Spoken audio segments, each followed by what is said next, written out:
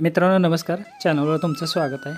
मित्रांनो, तुम्हाला कधी असा अनुभव आला आहे का की तुम्ही पिकाला भरपूर खत दिलं, पाणी दिलं, औषधं दिली तरीसुद्धा तुमचं उत्पादन वाढत नाही आणि यामागे एक अतिशय महत्त्वाचा नियम काम करतो आणि तो म्हणजे लॉ ऑफ मिनिमम.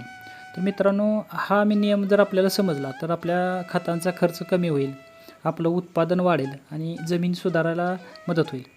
आज आपण हेच आपल्या सोप्या भाषेत समजावून घेऊया की लॉ ऑफ मिनिमम म्हणजे पिकांचं उत्पादन सर्व घटकावर अवलंबून नसतं, तर ते अवलंबून असतं जो घटक सर्वात कमी आहे त्यावर. उदाहरणार्थ पिकाला जर आपण सर्व अन्न घटक म्हणजे मुख्य अन्नद्रव्य, दुय्यम अन्नद्रव्य, सूक्ष्म अन्नद्रव्य, त्याबरोबर पाणी, सूर्यप्रकाश, मातीतील सूक्ष्मजीव, सेंद्रिय कार्बन हे सर्व घटक आवश्यक असतात.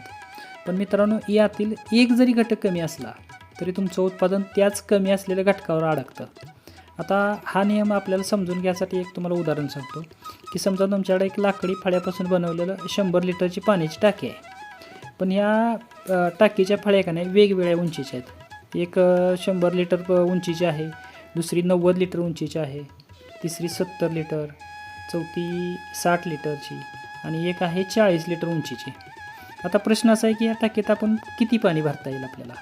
की जरी टाकी 100 लिटरची असली तरी टाकीत पाणी 100 लिटर बसणार नाही, कारण आपली सर्वात लहान फळी आहे 40 लिटरची. म्हणजे आपण कितीही पाणी ओतलं तरी तो 40 लिटरच्या पेक्षा जास्तीचं पाणी टाकीतून बाहेर सांडून जाईल.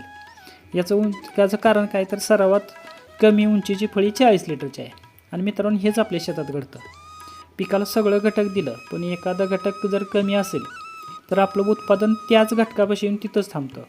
आपल्या शेतातलेच आता उदाहरण बघूया की जर समजा तुम्ही युरिया भरपूर दिला, DAP भरपूर दिला, पोटॅश भरपूर दिला, पण तुमच्या जमिनीत झिंक कमी आहे, तर पिकाला नायट्रोजन मिळेल, फॉस्फरस मिळेल, पोटॅश मिळेल, पण झिंक नसल्यामुळे पिकाची वाढ थांबणार, पानं पिवळी पडणार आणि तुमचं उत्पादन कमी होणार.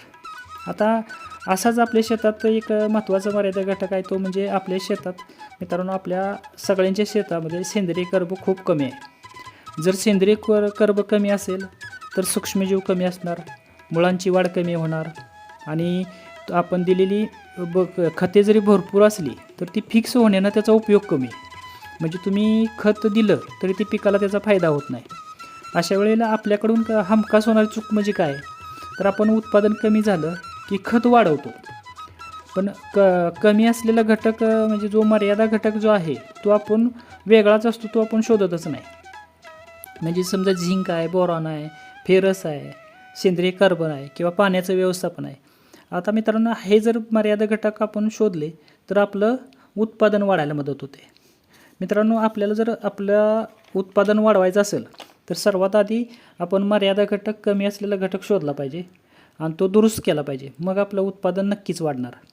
मित्रांनो, पुढील व्हिडिओमध्ये आपण पाहणार आहोत की आपल्या शेतातील मर्यादा घटक कसा ओळखायचा, कारण मर्यादा घटक ओळखला तर तुमचं उत्पादन खात्रीने 30 ते 40% वाढू शकतं. आणि जर ही माहिती तुम्हाला जर आवडली असेल तर व्हिडिओला लाईक करा, चॅनल सबस्क्राईब करायला विसरू नका. आपण पुढील व्हिडिओत पाहणार आहोत की शेतातील मर्यादा घटक ओळखायचा कसा. धन्यवाद.